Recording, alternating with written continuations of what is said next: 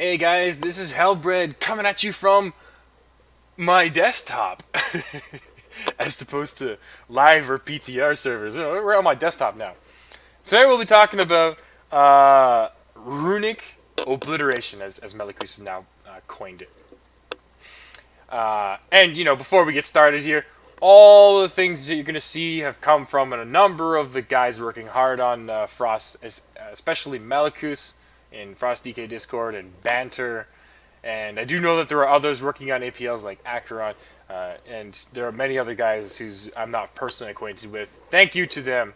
No offense for not shouting you out. Alright, so just before we start, as you can see, Ice Cap and Avalanche are pretty close here, right? So obviously, situation will determine when you use each one.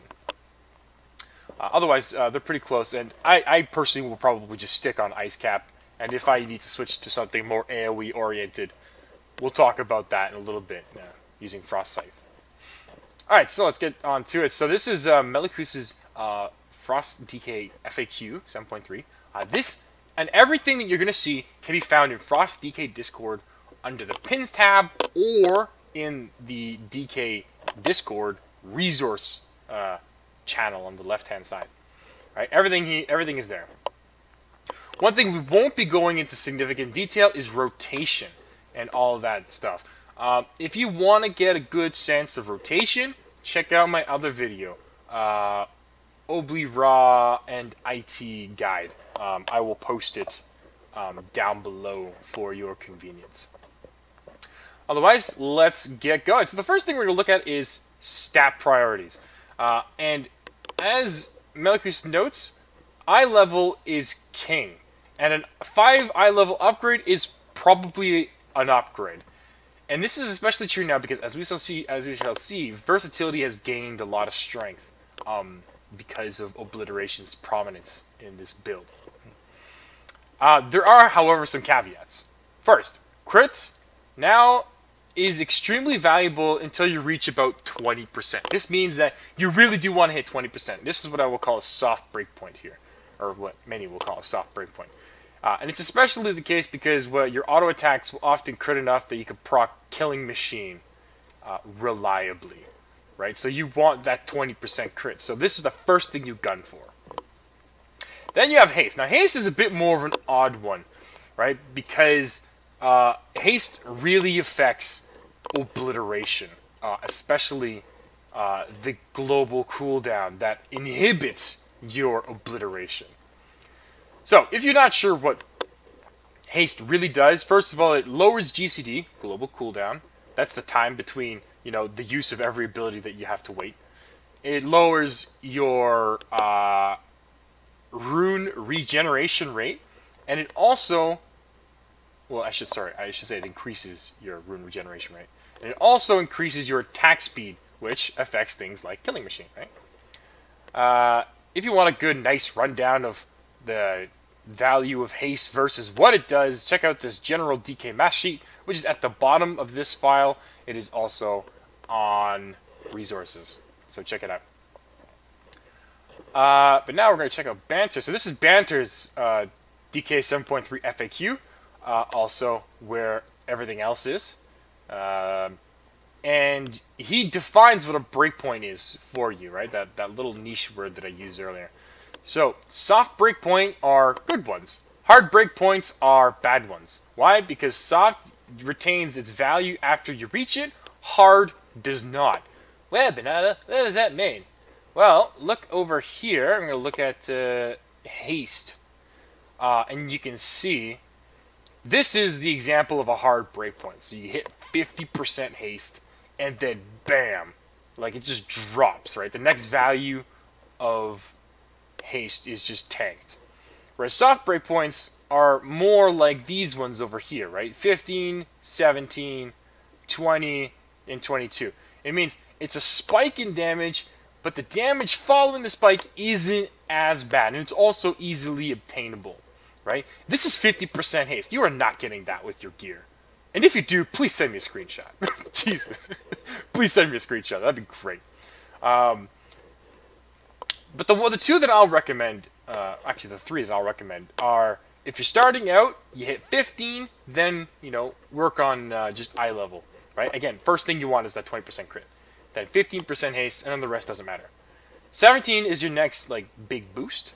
And then 20% is of particular interest because when you hit 20% haste and you gain Bloodlust, bam, 30%, you hit the top of the tower, right? So this is what you really want to have, that 30% boost from 20 to 50 during Bloodlust.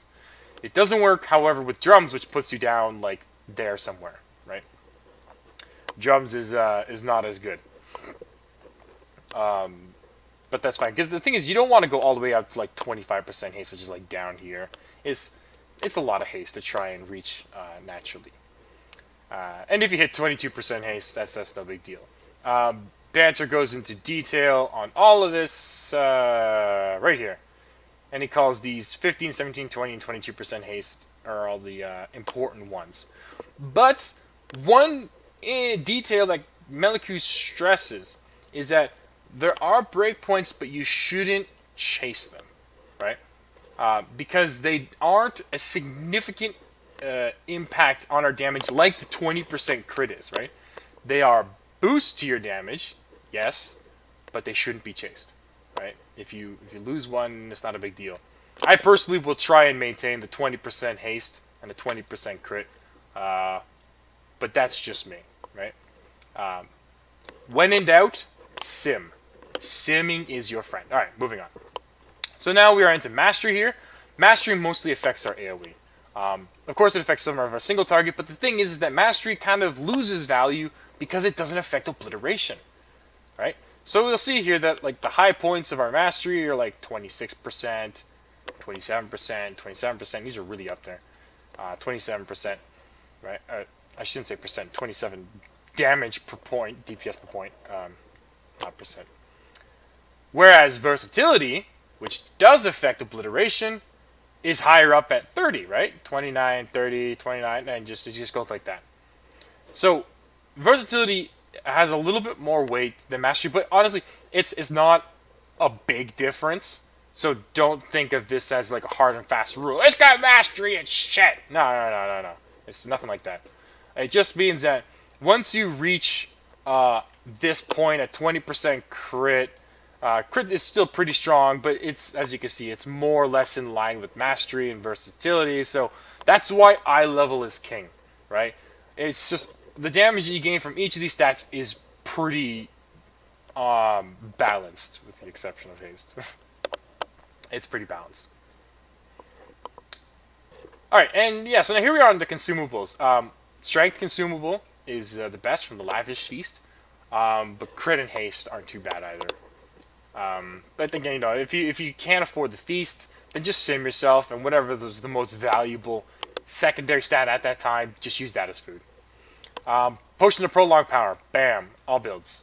And Mark of the Claw is for neck, right? Why? Crit haste. Crit's a pretty strong stat.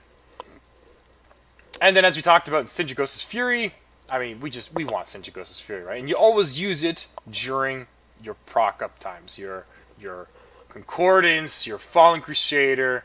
You want to make sure you have your 5 stacks of Razor Ice and your Pillar of Frost, right? Like, you got to make sure you got all the things that make it do bigger damage. Concordance is not as necessary, as you can see here, but you really want Fallen Crusader. And then, yeah, for your Rune Forges, Razor Ice main hand, Fallen Crusader offhand. Alright, now we're talking about Legendaries. As you know, CH and Tor are the best. Coltira's is pretty close behind because it both buffs Obliterate damage and gives you chance for more runes, which gives you more Obliterates, and Obliterates is a big part of our damage. Especially if you have a lot of, like, versatility. It would be interesting to see if, you know, versatility would gain more weight if you used Coltira's. Anyway, non sequitur. And then there's a whole bunch of other legendaries here, which I won't go into great detail. You can read this over on your own. But one thing I do want to point out, though, is Soul the Deathlord, SOTD, is really good now for our AoE, because you go Frost Scythe, Gathering Storm, right? It's really good now. Good stuff. Another interesting one is Acro's Drapes. I didn't think about this before, but yeah, Acro's Drapes just got a buff. right? Because volatile shielding, the thing it affects, if you go volatile shielding and accurate drapes, that is a lot more uptime on your volatile shielding. That is really good, actually. So this is not as bad as it used to be. And you know, and Pride Eyes is just that great, you know, legendary that has its niche, especially in fights like Sisters of the Moon on Mythic difficulty, because you know there's a lot of like raid-wide damage and it's doing like small ticks. So Pride Eyes isn't too bad there. I have a video of my guild and I doing Mythic Sisters, and most of us are wearing Pride Eyes, so you can check that out. And the rest of the legendaries are what they are. You can take a look at them. Now, so onto the tier gear. Dreadworm is on the way out, tier 19. I mean, the only reason you should be using it at this point is if you were one of those fortunate few that got really high rolls on it. Otherwise, the rest of us will be using Grave Warden tier 20. If you want to know whether you should switch out one for the other, sim it. Don't just take my word for it. Don't even take Maliku's for it. I mean, he wouldn't demand that you take it anyway. You just sim it. Whichever one the numbers say is best for you, use that until it's not the case, right? Simming is your friend. And Convergence of Fate is gone. It's useless now for, even for Breath of Sinjagosa. It's just, no. It's still good for Unholy, but for Frost now, it's just garbage. So, Relic. Now we're on to Relics here. So as I said in the previous build guide, Ambi, Cold Ice, Nothing But the Boots, and Blast Radius are the best ones. And actually they're quite conveniently ordered in single target priority. So Ambi is best for single target, second best is Cold as Ice, third is Nothing But the Boots, and fourth is Blast Radius. The only sort of caveats to mention here is for AoE. So in AoE, Blast Radius moves to first. And then I think it's Remorseless Winter second, or Dead of Winter second. And then you have Cold as Ice, and Ambient Dexterity, and then Nothing But the Boots. So Nothing But the Boots drops pretty low on AoE. I'll actually show you a chart of this in a second. The only thing to remember, though, is that if you're like in a Mythic Plus team, and you mostly run Frost Scythe, so if you're running Frost Scythe all the time, then Nothing But the Boots actually becomes first in AoE, because it's really strong for Frost Scythe. But if you're not running it all the time, don't worry about it. So here we are. Again, there's a lot of people to thank for this file here. I think it was put together by Banter. But again, you gotta thank Binkenstein, Melikus, So, Banter, and JSDK, and all of these mods here. All putting in to make this here. And you can see there's a lot of work put here. Alright. Let's move on. So now here we are at the Frost Obliteration tab. You can see single target, Ambidexterity, Cold as Ice, Nothing But the Boots, Blast Radius, bam. AoE 4 targets, Blast Radius, Dead of Winter, Ambidexterity, Cold as Ice, and Rune Frost actually is above Nothing But the Boots. Rune Frost is the new relic that increases your Runic Empowerment chance, right? So Runic Empowerment, if you have the appropriate level for your weapon, gives you 5% increased chance to proc Runic Empowerment per level. This just gives it another 5% more. So you got 20% naturally, and then 25 with 1, 30 with 2, etc. It's not too good. It is, however, a lot better for Breath of Sinjagosa, but that's neither here nor there for our matters. So Nothing But the Boots is pretty down here, unless you're running Frost Scythe all the time. Then it's up there at number 1. One thing to keep in mind, though, is that, you know, Cold as Ice, as you can see, is actually very variable in its damage. It sometimes rises and falls beneath Blast Radius. So that's why Cold as Ice and Ambidexterity are the best all-round relics. These are just the ones that you want to have, that you want to search for and strive for. However, don't use this chart to compare if one of these is going to be a damage increase or decrease. You'll be like, maybe like, Hellbit, I got this 900 Cold as Ice and this 915 Overpowered. Which one do I use? I mean, well, actually, Cold as Ice will be the answer. But you don't want to compare like this 905 damage here versus this one here, because the gear used to find these numbers is not the gear you have. Sim it, right? Simming is your friend. Alright, let's get going. So now that we're getting into the details of the rotation, like I said, I'm not going to go too far into detail on this, but there is one point that I want to shout out. And I'm really thankful to Melikus for this one section.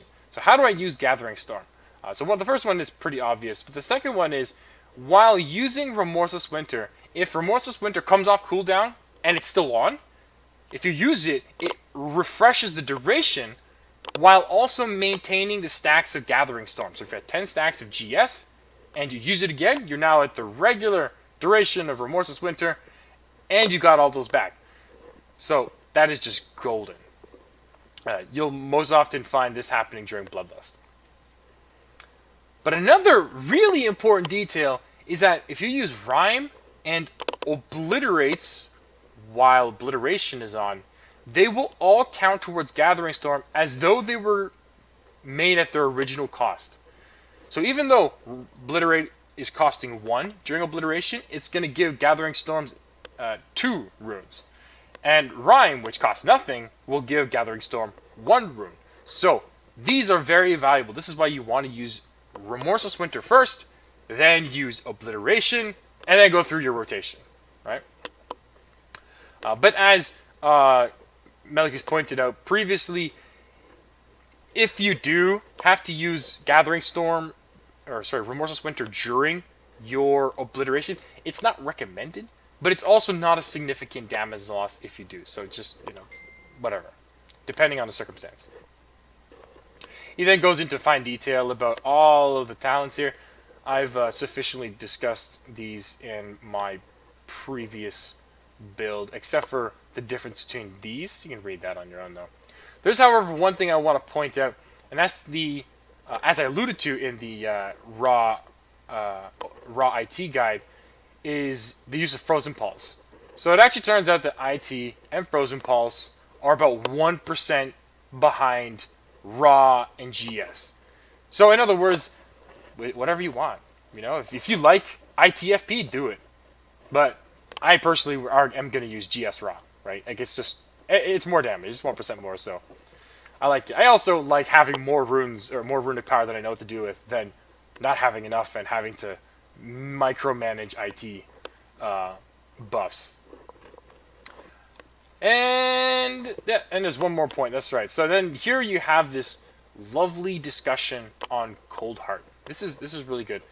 If you don't like using weak auras, this is for you, right? It tells you when to use it, and yeah, just when to use it. But if you are like me and you want to use weak auras, because actually in 725 I didn't use weak auras. I did it by eye, and I can tell you, weak auras just makes it so much easier. And here it is, right? There is the link, thanks to Amorta, for the weak auras for Coldheart. It'll just tell you when to cast it, and it's just a lot more convenient. You can spend a lot more time on, dodging mechanics and whatnot. And that's it. So once again, big shout out to Banter and to JSDK and Melikus, all of these guys that go into making these, and all the guys that made the APLs for The Sims. Thank them in Discord. They can't get enough thanks. They put in a lot of hard work. And that's it. So once again, this is Hellbreak coming at you from my desktop, which is a nice hue of white with a nice little moving background there. And that's about it. So thanks for tuning in, and I'll catch you on live.